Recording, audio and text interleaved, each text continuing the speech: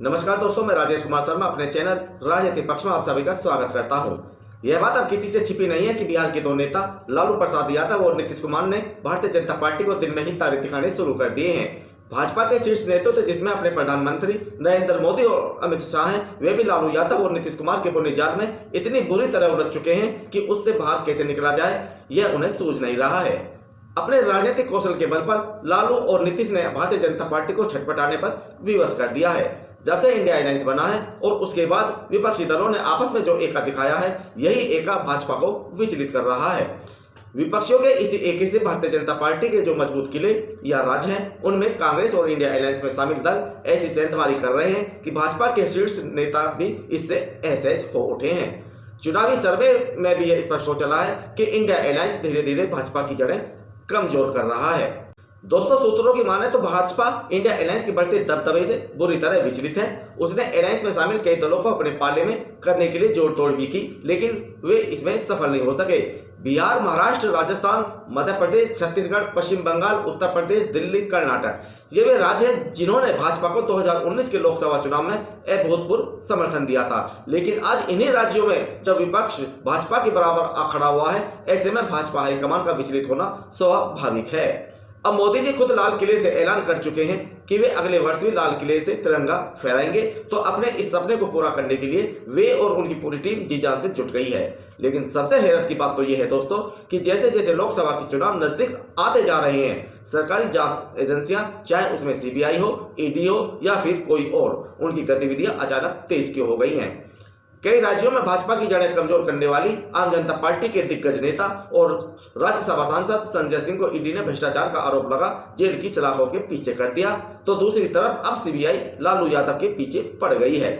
चारा घोटाला सहित कई मामलों में दोषी लालू प्रसाद यादव आजकल जमानत पर जेल से बाहर हैं। उनकी जमानत तोड़वाने के लिए सीबीआई सुप्रीम कोर्ट पहुंच गई, लेकिन सुप्रीम कोर्ट ने भी सीबीआई को आईना दिखा दिया। इसको लेकर सुप्रीम कोर्ट ने क्या तीखी टिप्पणी की, इसके बारे में भी मैं आपको इस वीडियो में बताऊंगा। लेकिन उससे पहले आपको बता दूं कि लालू यादव से भारतीय जनता पार्टी की पुरानी अदावत है और अब उनकी तिलमिलाहट छिप नहीं रही है। राजनीति में रुचि रखने वाले अच्छी तरह जानते हैं कि भाजपा को केंद्र की सत्ता से उखाड़ फेंकने के लिए समूचे विपक्ष को एक मंच पर लाने का आइडिया लालू प्रसाद यादव का ही था। लेकिन लालू यादव ये अच्छी तरह जानते थे कि यह काम बिना नीतीश कुमार के हो नहीं सकता। इसीलिए लालू यादव ने सबसे पहले नीतीश कुमार को भाजपा से अलग करवाया और उसके बाद नीतीश कुमार को आगे करके विपक्षी दलों को एक मंच पर लाने के लिए प्रयास शुरू कर दिए। इंडिया अलायंस का गठन हुआ और उसके बाद जब धीरे धीरे चुनावी सर्वे आने शुरू हुए, तो भाजपा को एहसास हुआ कि यही इंडिया अलायंस अब उसकी जमीन को खोखला कर रहा है। अब उन्हीं लालू प्रसाद यादव के पीछे सीबीआई एक बार फिर पड़ गई है और चूंकि लालू प्रसाद यादव आजकल जमानत पर जेल से बाहर है, तो उनकी जमानत तोड़वाने के लिए सीबीआई ने सुप्रीम कोर्ट का दरवाजा खटखटाया है। लेकिन सुप्रीम कोर्ट ने भी सीबीआई को आईना दिखा दिया और जमानत रद्द करने से इनकार कर दिया। राजनीतिक रूप से देखा जाए तो सीबीआई की मांग पर सुप्रीम कोर्ट द्वारा लालू प्रसाद यादव की जमानत रद्द नहीं करना भारतीय जनता पार्टी के लिए किसी सदमे से कम नहीं है। लालू यादव जेल से बाहर रहकर जितना प्रचार इंडिया अलायंस के लिए करेंगे और नई नई रणनीतियां बनाएंगे, उतना ही भारतीय जनता पार्टी भी इससे प्रभावित होगी। अब सुप्रीम कोर्ट यानी उच्चतम न्यायालय ने सीबीआई की अपील पर सुनवाई को जनवरी 2024 तक के लिए टाल दिया है। सुप्रीम कोर्ट के जस्टिस एएस बोपन्ना और जस्टिस एमएम सुंदरेश की बेंच ने सुनवाई करते हुए सीबीआई के वकील से कहा कि आपकी बात मान भी लें तो भी लालू प्रसाद यादव को वापस जेल में डालना मुश्किल होगा। सीबीआई की तरफ से additional solicitor general SV Raju ने दलील रखी कि हाईकोर्ट ने त्रुटिपूर्ण अनुमान के आधार पर यह मानकर लालू प्रसाद यादव को जमानत दी है कि चारा घोटाला के अलग अलग केस की सजा एक साथ चलनी है, न कि एक सजा खत्म होने के बाद दूसरी सजा शुरू होनी है। सीबीआई ने कहा कि हाईकोर्ट ने यह तय करने में गलती की है कि लालू प्रसाद यादव ने आधी सजा काट ली है। सीबीआई के अनुसार लालू प्रसाद यादव को दी गई सजा एक के बाद एक चलनी थी, न कि एक साथ, और इस हिसाब से लालू यादव को 14 साल जेल में रहना है। सीबीआई ने यह भी दलील रखी कि जिस समय लालू प्रसाद यादव को जमानत मिली उस समय उन्होंने लगभग 1 साल की ही सजा काटी थी।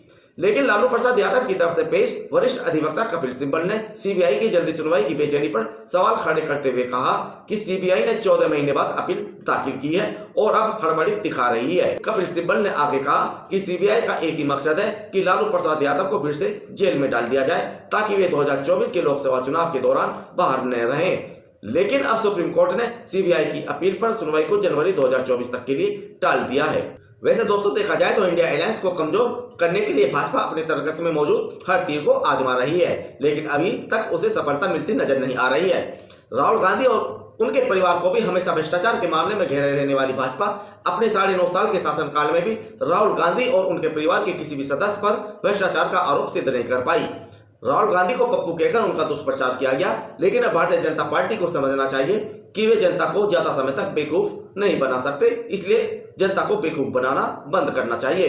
क्योंकि सोशल मीडिया इतना व्यापक रूप ले चुका है कि किसी भी भाजपा नेता द्वारा बोला गया कोई भी एक झूठ उनकी पार्टी की फजीयत करा देता है और झूठ के बल पर ज्यादा दिनों तक सत्ता में नहीं रह जा सकता।